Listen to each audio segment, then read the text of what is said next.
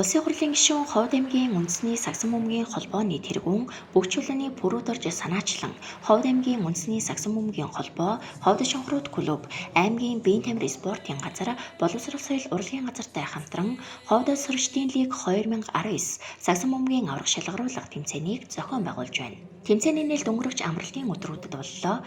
Тус тэмцээн нь Монгол Улсын биеийн тамир спортын тухай хуулийн 12-1, 12-1-ийн 1 дэх заалт сурагчдын бие бэлтрийн хөгжлийг дэмжих, чөлөө цагаа зөв боловсон өнгөрүүлэх, спортоор хичээллэх идэвхийг өрнүүлэх зорилготой. Мөн Ховд аймгийн ерөнхий боловсролын сургуулиудын 11, 12 дугаар ангийн сурагчдын дунд сагсан бөмбөгийн аврах шалгаруулан алдаршуулж, улмаараа тэмцээнд оролцсон тамирчдаас Ховд шонхрууд клубын сагсан бөмбөгийн шигшээ багт тамирчин сонгон шалгаруулж, залуу халааг бэлтгэн авч байгаагаараа онцлогтой юм.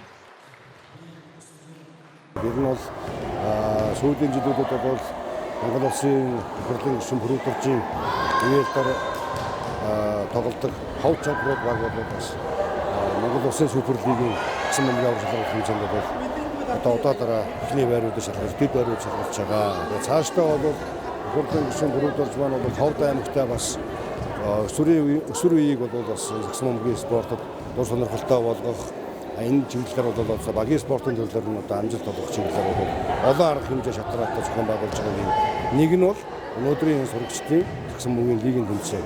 Энэхүү тэмцээний онцлог давуу тал нь гэвэл яг нь энэхүү тэмцээнд шилдгээр шалгарсан тамирчдыг Ховд шонхор клуб элсүүлж авах гол зорилго нь бол үүнтэй холбоотой байна.